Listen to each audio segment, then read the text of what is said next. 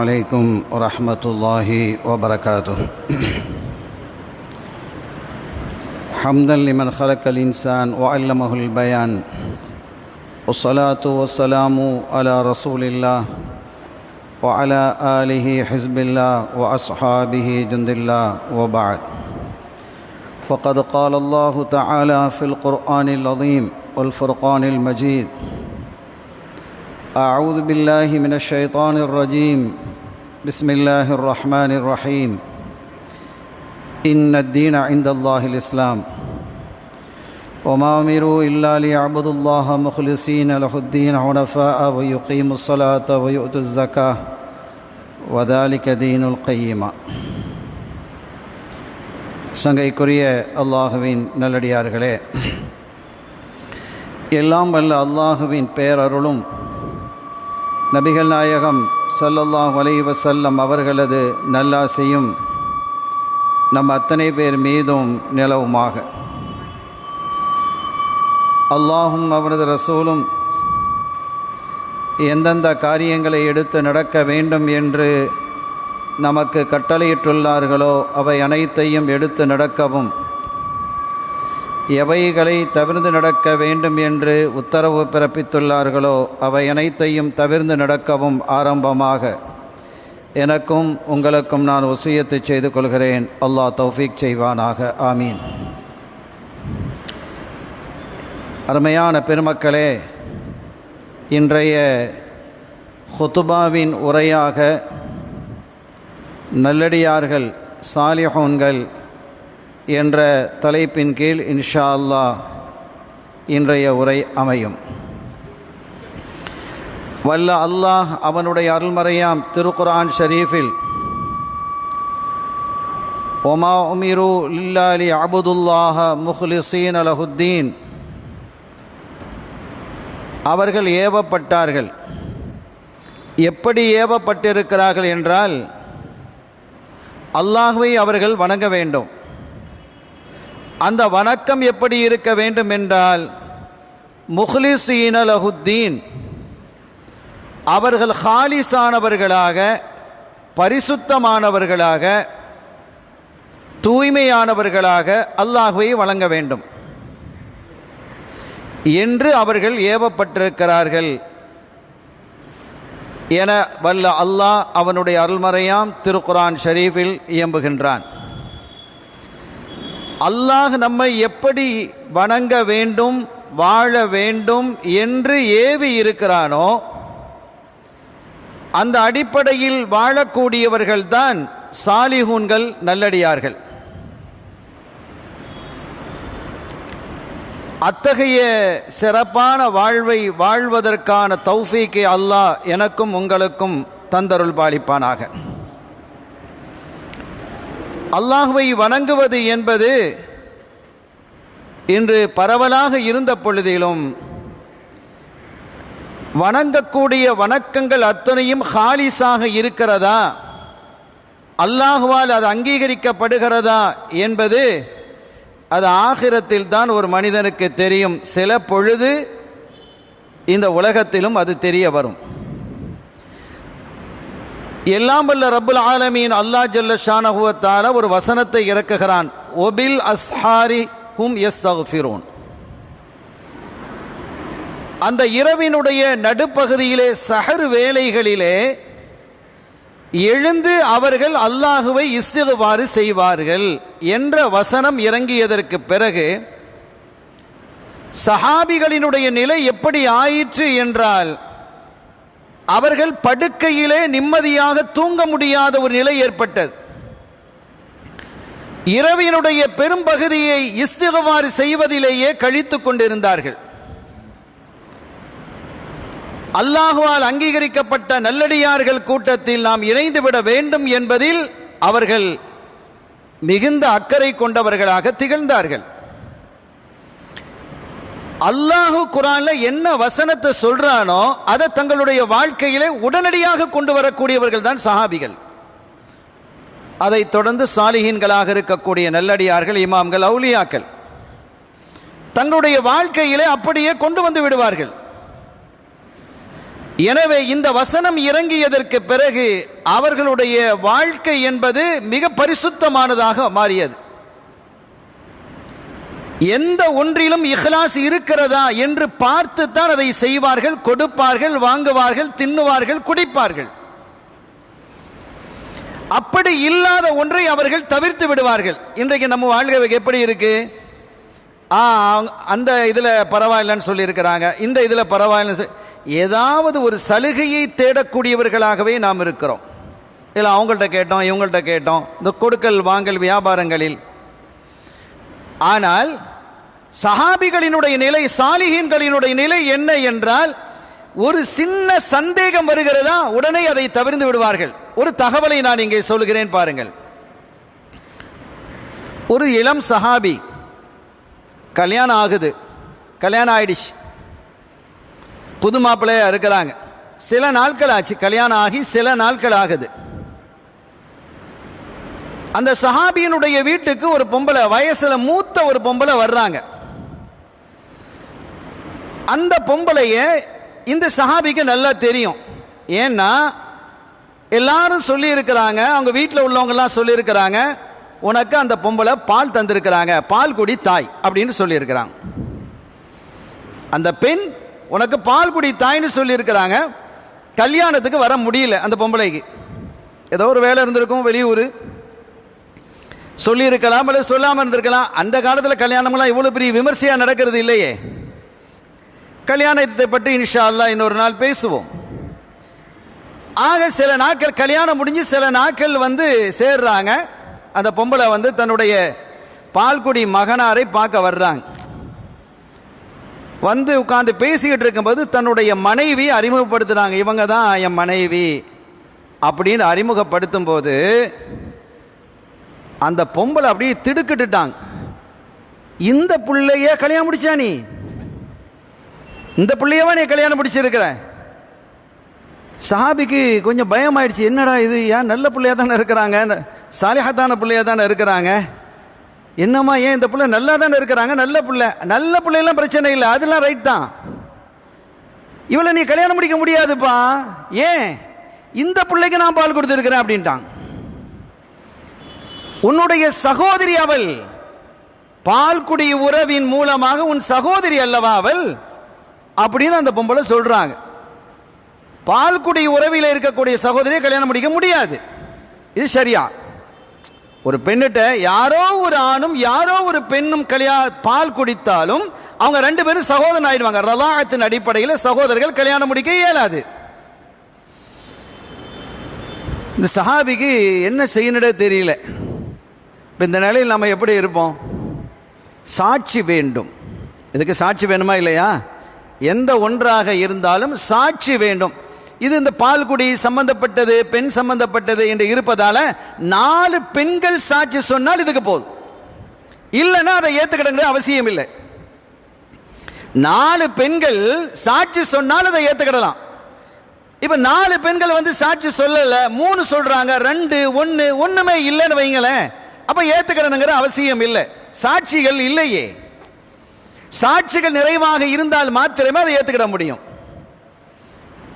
இப்போ இவங்களுக்கு ரொம்ப பிரச்சனையாகி நேரம் ஸல்லல்லாஹு அலைஹி வஸல்லம் அவங்ககிட்ட போகிறாங்க. யாரும் சொல்லலாம், இப்படி ஒரு பொம்பளை வந்தாங்க, அவங்க எனக்கு பால்குடி தாய் தான், அதில் ஒன்றும் பிரச்சனை இல்லை, ஆனால் என் மனைவிக்கும் பால் கொடுத்தேன்னு சொல்கிறாங்களே, சாட்சிகள் எதுவும் இல்லை, இப்படி எப்படி நாயகமே நான் நடந்துக்கிடணும் அப்படின்ட்டு கேட்டபோது ஸல்லல்லாஹு அலைஹி வஸல்லம் அவர்கள் சொன்னாங்க, ஒரு பேச்சு வந்துடுச்சு இல்லையா, இந்த வார்த்தையை பாருங்க, ஒரு பேச்சு வந்துடுச்சு இல்லையா அப்படின்னு என்ன அர்த்தம்? ஒரு பேச்சு வழக்கு வந்துட்டே இல்லையாப்பா அப்படின்னு சொன்னதும் அந்த பெண்ணை என்ன செஞ்சிடறாங்க? விவாகரத்து செஞ்சிடறாங்க. அந்த பெண்ணு உடன்படுறா, என்ன சகோதரன் அதை முடியாது இல்லையா? நாம் என்ன சொல்ல வருகிறோம் என்றால், தங்களுடைய வாழ்க்கையினுடைய எந்த பகுதியும் ஹாலிசானதாக இருக்க வேண்டும் என்றுதான் சஹாபிகள் விரும்பினார்கள், சாலிஹீன்கள் விரும்பினார்கள். அப்படி ஒரு பரிசுத்தமான வாழ்க்கையை சாலிஹீன்கள் வாழ்ந்திருக்கிறார்கள் என்பதை சஹாபிகள் இருந்து நான் தொடங்குகிறேன். இப்ராஹிமுல் ஹவாஸ் ரலியல்லாஹு தஆலா அன்ஹு ஒரு பெரிய இறைநேசர், ரொம்ப அற்புதமான ஒரு இறைநேசர். இப்ராஹிமுல் ஹவாஸ் ரலியல்லாஹு தஆலா பற்றி நிறைய வரலாறுகள் இருக்கு. ஹஜ்ஜுக்கு போகிறாங்க. ஹஜ்ஜுக்கு புறப்பட்டு போகும்போது அவங்கள்ட்ட உணவுலாம் எதுவும் இல்லை. நம்ம எவ்வளோ பெரிய தயாரிப்போட போகிறோம் ஹஜ்ஜுக்கு போகிறது, தப்பல்ல. ஆனால் அவங்க எப்படி இருந்தாங்க, அவங்களுடைய நிலை வேறு. அந்த மாதிரி நம்ம இருக்க முடியாது. அந்த மக்காமுக்கு வந்தால் நம்ம அந்த மாதிரி இருந்துருவோம். அல்லாஹ் தௌஃபீக் செய்யட்டும். அருமையான பெருமக்களே, அவங்க ஹஜ்ஜுக்கு போகிறாங்க. இஹ்ராமுடைய உடை இருக்குது, மாற்று உடை ஒன்று இருக்குது, ஒரு உடை உடுத்திருக்கிறாங்க, வேறு எதுவும் இல்லை. தண்ணிக்கு கூஜா இந்த மாதிரி வச்சுருக்கிறாங்க, இவ்வளோதான். தண்ணி எடுத்து குடிக்கிறது கொள்றதுக்கு, வேறு காசு கிசு பணம் அது இது ஒன்றுமே இல்லை. தவக்கல். அவங்க போகிறாங்க, அவங்களுடைய நிலை வேறு இல்லவா. இவங்க ஹஜ்ஜுக்கு போகிறத பார்த்து ஒரு கிறிஸ்தவ பாதிரியார், அவங்க இவங்களோட நல்ல நட்பு, அவர் கிறிஸ்தவராக இருந்தாலும் இப்ராஹிம் அல் ஹவாஸ் ரலியல்லாஹு தஆலா அவர்களோட நெருக்கமாக இருக்கிறாங்க. அவர் சொன்னார், பெரியவங்களை நானும் உங்களோட வரட்டுமா அப்படின்னு கேட்குறாங்க. அவர் கேட்குறாரு, பாதிரியார் கேட்குற, நானும் உங்களோட வரட்டுமா? இப்ராஹிம் அல் ஹவாஸ், நான் ஹஜ்ஜுக்குலப்பா போகிறேன், நீ எங்கப்பா அங்கே வர முடியும், நீ ஹஜ்ஜு செய்ய முடியுமா அப்படிலாம் ஒன்றும் கேட்கல. வாங்கலாம் தாராளமா அப்படின்ட்டாங்க. வாங்க அப்படின்ட்டாங்க. 2 பேரும் பயணம் போகிறாங்க. நீண்ட பயணம், 5 நாள் போச்சு. 5 நாளும் சாப்பாடு கிடையாது, தண்ணியவே குடிச்சுக்கிட்டு போயிட்டே இருக்கிறாங்க. 5 அல்லது 6 நாட்கள் முடிந்ததற்கு பிறகு இவரால் பசியை தாங்க முடியல, இந்த பாதிரியால். அப்போ அவர் கேட்டாங்களே, பெரியவங்களே கடுமையாக பசிக்குது, 5-6 நாளாக சாப்பிட இல்லை, கடும் பசியாக இருக்குது, ஏதாவது கிடைக்குமா அப்படின்ற போது அப்போ அவங்க சொன்னாங்க, இது உணவு கிடைக்கக்கூடிய பகுதியாக, இது ஏதாவது கடைகள் இருக்கா அல்லது மக்கள் நடமாட்டம் ஏதாவது இருக்குதா? ஒரு காட்டு வழியாக போய்கிட்டே இருக்கோம், காட்டு வழியாக போகிறோம், உணவுகள் கிடைப்பதற்கான வழிவகைகள் எதுவுமே இல்லை, கடைகள் இல்லை, கடைகள் இருந்தாலும் காசு இல்லை, ஆளும் இல்லை, பேரும் இல்லை, யார்கிட்ட போய் கேட்கறதுக்கு உதவி கேட்கறதுக்கு யாரும் இல்லை, இந்த நேரத்தில் பசிக்குது அப்படின்னு சொல்கிறீங்களே, எங்கே போகிறது அப்படின்னு இப்ராஹிம் அல் ஹவாஸ் ரலியல்லாஹு அன்ஹு கேட்குறாங்க.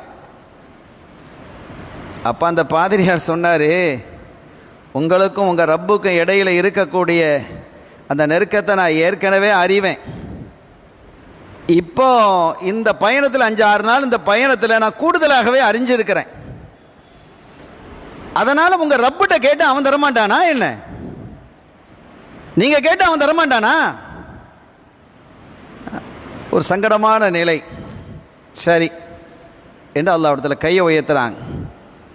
யா ரப்பி, நான் உன்னிடம் எதுவும் இதுவரை கேட்டதில்லை.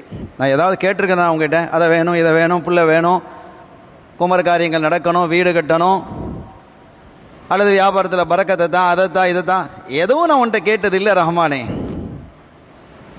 ஆனாலும் என்னை நீ பசியில் போட்டதும் இல்லை, என்ன நீ பசியிலையும் போட்ட இல்லை. அப்போ இந்த 5 நாளாக என்ன நடந்தது? பசியா இல்லையா? அது அல்லாஹ்வுக்கும் அவங்களுக்கும் இடையில் உள்ளது. ஸல்லல்லாஹு அலைஹி வஸல்லம் அவர்கள் விசால் நோம்பு நோற்பாங்க. விசால்னா தொடர் நோம்பு, ஒரு நோம்பை திறக்காம அடுத்த நோம்பை பிடிக்கிறது. அப்படி பிடிக்கும் போது சஹாபிகள் அதை பிடிச்சி 7ஆம் ஆன போது ஸல்லல்லாஹு அலைஹி வஸல்லம் கேட்டாங்க, ஏன் இப்படி இருக்கிறீங்க? நாங்கள் விசால் நோம்பு நோக்கிறோம், உங்களை யார் பிடிக்க சொன்னது? யுத்இமுனி ரப்பி வ யஸ்கீனி, என்னுடைய ரப்பு எனக்கு உணவு தர்றான், எனக்கு தண்ணீர் புகட்டுறான், அதெல்லாம் உங்களுக்கு தெரியுமா? அது வேறு விதமாக நடக்குது, அது வேற ஒரு துறை, அது அதெல்லாம் நீங்கள் செய்யக்கூடாது. நீங்கள் நோம்பு பிடிக்கிறதோட சரி, இந்த தொடர்ந்து நோம்பை திறக்காமல் அடுத்த நோம்பெல்லாம் நீங்கள் பிடிக்கக்கூடாது என்று ஸல்லல்லாஹு அலைஹி வஸல்லம் சொன்னாங்க.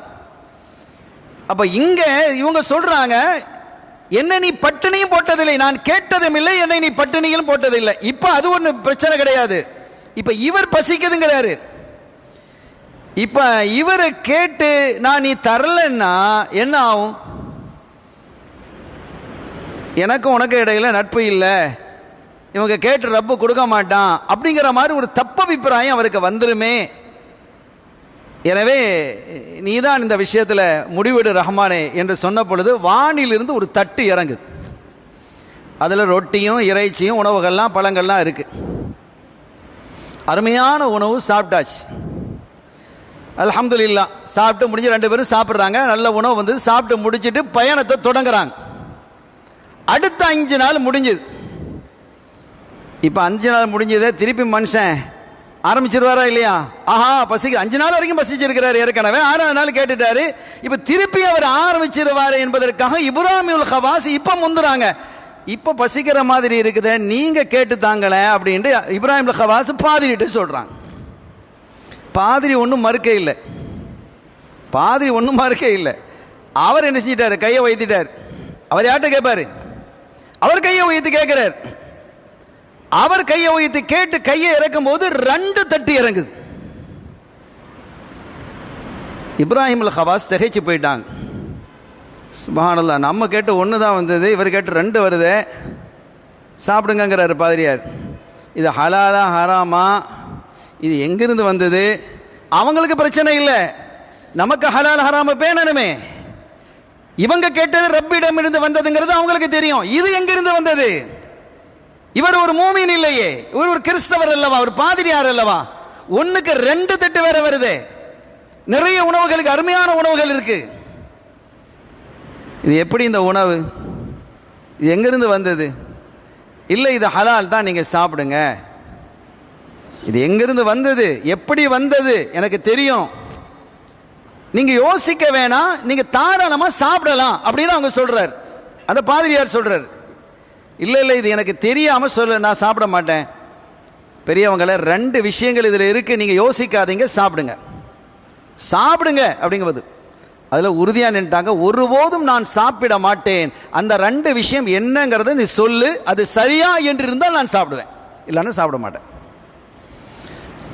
அப்போ அவர் சொன்னார், 5 நாளைக்கு முன்னால் நான் பசிக்குது அப்படின்னு கேட்ட போது நீங்கள் துவா ஏந்துனீங்க, கையேந்துனீங்க, அந்த தட்டு இறங்கிறத நான் பார்த்தேன்.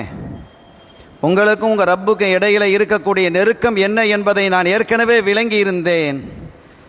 அப்போது என்னுடைய அந்த நம்பிக்கை இன்னும் உறுதிப்பட்டது.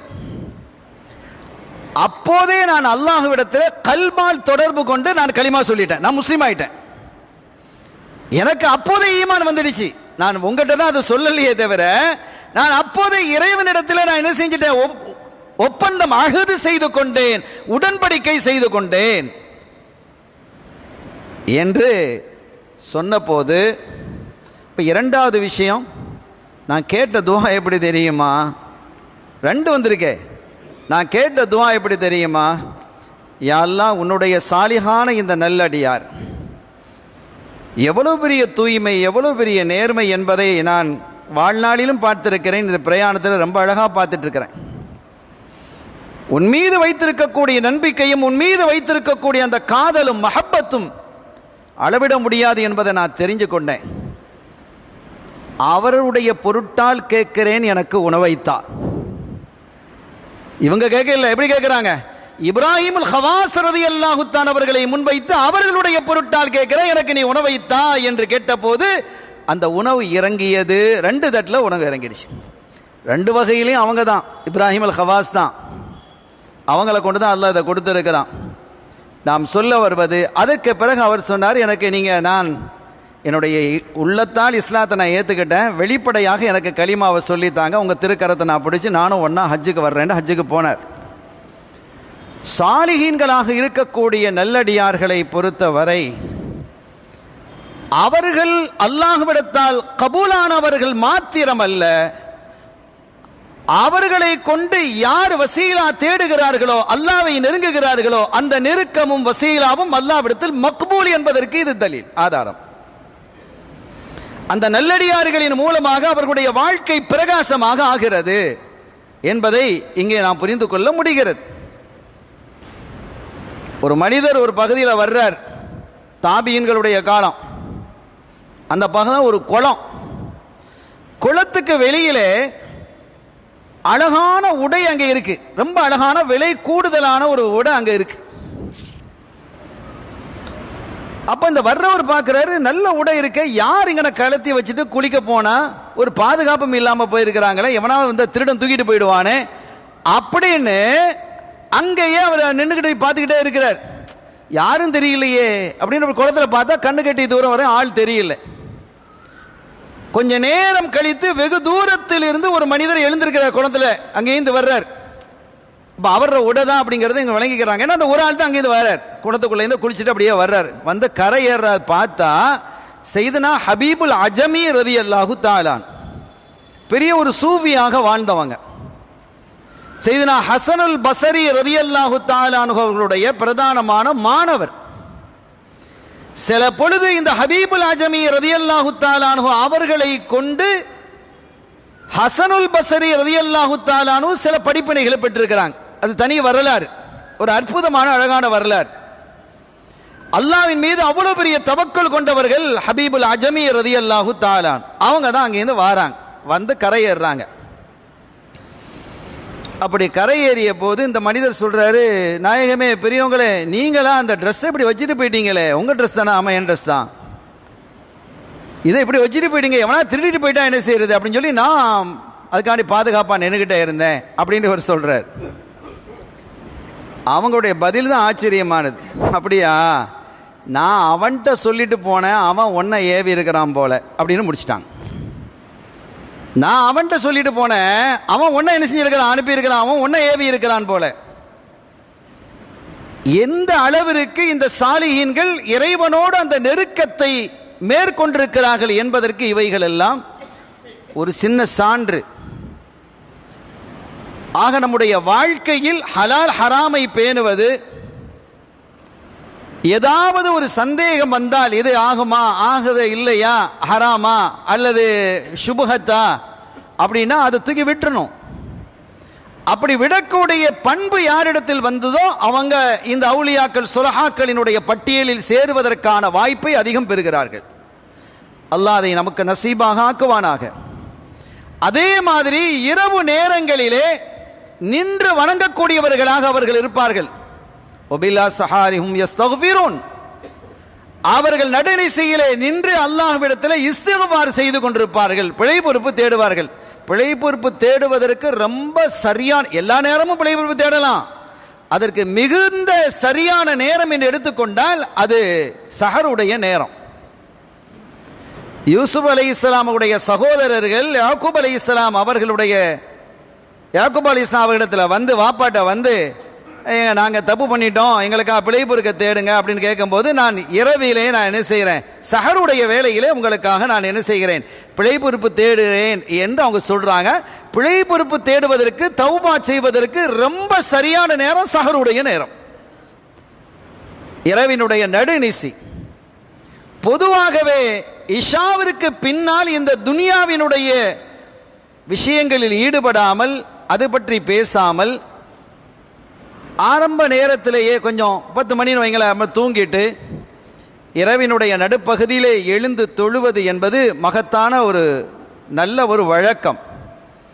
அதிலே பெருமக்களாகிய சாலிஹுன்களாக இருக்கக்கூடிய அவுலியாக்கள், சுலஹாக்கள், நல்லடியார்கள் தங்களுடைய வாழ்நாளை அப்படியே கழிச்சிருக்கிறாங்க. ராபியாத்துல் பஸரியா ரலியல்லாஹு தஆலா அன்ஹா அவங்க தூங்கிக்கிட்டு இருக்கிறாங்க. கள்ளம் ஒருத்தன் வீட்டுக்குள்ளே போயிட்டான். ராபியா வீட்டுக்குள்ளே என்ன இருக்கும், அங்கே இரும்பு பெட்டியாக இருக்க போகுது, ஒன்றும் இல்லை. இவன் வந்து பார்க்குறான், என்னடா இது ஒன்றுமே இல்லாமல் ஒரு வீடா, சும்மா இவங்க வீடை கட்டாமல் கதவை அடைக்காமல் சும்மா என்ன செஞ்சிடலாம், தெருவில் படுத்துடலாமே. இந்த பொம்பளை, ஒரு பொம்பளை படுத்து தூங்கிட்டு இருக்கிறாங்க, அவங்க தூங்கிட்டு இருக்கிறாங்க. இவன் அப்படி தொலைச்சி பார்க்குறான், ஒன்றும் இல்லை. கடைசியில் பார்த்தா ஒரே ஒரு ட்ரெஸ் இருக்கு, மாற்று உடை, அந்த ஒரு உடை தான் இருக்கு, அதை எடுத்துட்டான். அதை எடுத்துட்டு என்ன செய்யறான், வெளியில போகும்போது அவனுக்கு பார்வை இல்லாமல் போயிடுச்சு. என்னடா இது, எப்படி போகணும் தெரியல, கண் தெரியாமல் போயிடுச்சு. டக்குன்னு துண்டை தூக்கி வீசிட்டான், பார்வை வந்துடுச்சு. பார்வை வந்துடுச்சு, போய் துண்டை போய் எடுத்தான், பார்வை போயிடுச்சு. மாறி மாறி நடக்குது, கொண்டு போக முடியாது. என்ன ஆச்சு இந்த பொம்பளை, என்ன யார் இந்த பொம்பளை அப்படின்னு அவங்க யோசிக்கிறான் திருடன். அப்போ ஒரு அசரீரி முழங்குகிறது, ராபியா தனாம் ஒரு ரப்பு லாயனாம். ராபியா தூங்கிட்டு இருக்கிறாங்க, ராபியாவுடைய ரப்பு முழிச்சுக்கிட்டு இருக்கிறான். அவங்க தூங்கிக்கிட்டு இருந்தாலும் அவர்களுடைய பொருளுக்கு அவன் பாதுகாப்பாக இருப்பான். அவங்களோட ட்ரெஸ்ஸில் என்ன வேலை வந்துட போகுது, ஒரு பழைய ட்ரெஸ்ஸு, மாற்று துணி. ஆனால் அல்லாஹ்விடத்தில் அது ரொம்ப உயர்ந்தது. அது யூசுப் அலைஹிஸ்ஸலாமுடைய சட்டையை கொண்டு யாக்கூப் அலைஹிஸ்ஸலாம் அவர்களுக்கு பார்வை கிடைக்கலையா, அந்த சட்டையை அணிவது யார் என்பதை பொறுத்து இருக்கு. சாலிஹீன்களினுடைய உபயோகித்த பொருட்களுக்கு அவ்வளவு பெரிய மரியாதை. அப்ப அந்த அசரீரி முழங்குகிறது, ராபியா தனாம், ராபியா தூங்கிக்கிட்டு இருக்கிறாங்க. ராபியாவோட ரப்பு தூங்குறது இல்லை, அவன் பாதுகாத்துட்டு இருப்பான், வச்சுட்டு போப்பா. ராபியா முழிச்சிட்டாங்க. இவன் கதவை தந்து வெளியே போகும்போது ஏப்பாங்கவா, நீ என் வீட்டுக்கு வந்துட்டு சும்மா போறியே அப்படின்னு பார்த்தா ஒரு மூலையில் ஒரு கேத்தல் இருக்குது, இந்த அப்படி இதை கொண்டு போ. ஆனால் அதில் தண்ணி இருக்கிறது, ஒது செஞ்சு 2 ரக்காத் அந்த ரூமில் தொழுதுட்டு போ அப்படின்னாங்க. அல்லாவோடு அவர்கள் பேசக்கூடிய இடம் அது அந்த ரூமில். அவன் என்னமோ மகுடிக்கு கட்டுப்பட்ட பாம்பு மாதிரி அவன் போய் ஒது செஞ்சான், 2 ரக்காத்து தொழுதான், சுஜூதிலேயே கிடந்தான், ரொம்ப நேரம் சுஜூதில் கிடக்கிறான். ராபியா பார்க்குறாங்க, என்ன வெளியில் வர்ற மாதிரி தெரியலேன்னு போய் பார்த்தா அவன் சுஜூதிலே கிடக்கிறான். ஏய் எல்லாம் முடிஞ்சதுப்பா, நீ எழுத்துட்டு போப்பா, நீ அந்த கேத்தலையும் கொண்டு போ அப்படிங்கும்போது அவன் எழுந்து அவன் சொன்னான், கபிலனி ரப்பி வ கஃபரனி, அல்லாஹ் என்னை பொருந்திக்கிட்டதாகவும் சொன்னான், என்னை மன்னிச்சதாகவும் அல்லாஹ் சொன்னான். ஏன்னா அந்த இடம் அப்படி. ராபியாவினுடைய கேத்தல், ராபியா உபயோகப்படுத்தக்கூடிய தண்ணீர், ராபியா ரலியல்லாஹு தஆலா அன்ஹா அவர்கள் நின்று தொழக்கூடிய அல்லாஹோடு வசனிக்கக்கூடிய இடம் அது. அல்லாஹ் மன்னிக்கிறான். அப்படி மன்னிச்சுட்டு சொன்னா, நான் உன்னை கபூல் செய்ய, உன்னை மன்னிச்சேன் அப்படிங்கிறான். இவங்களுக்கு கொஞ்சம் சங்கடமாக போச்சு. அதுக்கப்புறம் அவன் விலாயத்து கொடுக்கப்பட்ட அவன் போயிட்டான். இவங்க கேட்குறாங்க அல்லாட்ட, யார் ரப்பி, அவன் ஒரு ராத்திரியில் ஒரு நேரத்தில் தான் அவன் வணங்கினான், அவனை கபூல் செஞ்சதா, மன்னிக்கிறதெல்லாம் இருக்கட்டும், அவனுக்கு ஏற்றுக்கொண்டதாக நீ அறிவிச்சிருக்கிறியே. அவன் சொல்கிறானே, நான் வருஷக்கணக்காக உன்னை வணங்கிக்கிட்டு இருக்கிறேனே, உன்னோடைய இருக்கிறேனே, நீ என்ன கபூல் செஞ்சியா இல்லையான்னு எனக்கு தெரியலையே. அவன் ஒரு ராத்திரியில் ஒரு மணி நேரம் 2 மணி நேரம் வணங்கியிருப்பானா? நான் வருடக்கணக்காக உன்னை வணங்கியிருக்கிறேனே, என்ன நீ கபூல் செஞ்சதா நீ சொல்லலையே அப்படின்ற போது சொல்லும்போது அல்லாஹ் சொன்னார், ராபியா அவனது அசரீரி முழங்குது, அவனை நாம் கபூல் செய்ததும் அவனை நாம் மன்னித்ததும் உங்களுக்காகவே, உங்களை கொண்டு தான் அதை மன்னிப்பு. அவன் உங்கள் இடத்துல வந்துட்டான், உங்கள் இடத்துல வந்து உங்கள் இடத்துல நின்று என்ன செய்கிறான், அவன் என்ன வணங்குறான். அவனை மன்னித்ததும் அவனை கபூல் செய்ததும் கூட உங்களை கொண்டு தான் என்று அல்லாஹ் சொன்னான். அருமையான சங்கைக்குரிய பெருமக்களே, ரப்புல் ஆலமீன் அல்லாஹ் ரொம்ப பெரிய கருணையாளன். அவனுடைய நெருக்கத்தையும் அவனுடைய அன்பையும் நாம் பெற்று சாலிஹீன்களின் கூட்டத்திலே நாம் திகழ வேண்டும் என்றால் நாம் ஹலால் ஹராமை பேண வேண்டும், விட்டு கொடுக்கக்கூடிய மனப்பான்மையோடு நடந்து கொள்ள வேண்டும், சாலிஹீன்களினுடைய தொடர்போடு இருக்க வேண்டும், அவர்களை கண்ணியப்படுத்த வேண்டும், அவர்களுடைய வழியில் நம்முடைய வாழ்வை அமைத்து கொள்ள வேண்டும். அதற்கான தௌஃபீக் அல்லாஹ் எனக்கும் உங்களுக்கும் நம்மை சார்ந்தவர்களுக்கும் தந்தருள் வாலிப்பானாக. பிஹக்கி ஹபீபிஹி ஸல்லல்லாஹு அலைஹி வஸல்லம். எல்லாம் வல்ல அல்லாஹ்வின் அருளையும் ஸல்லல்லாஹு அலைஹி வஸல்லம் ஷஃபாத்தையும் பெறுவோமாக. வ ஆகிரு தஅவானா அல்ஹம்துலில்லாஹி ரப்பில் ஆலமீன். வஸ்ஸலாமு அலைக்கும் வரஹ்மத்துல்லாஹி வபரகாத்துஹு.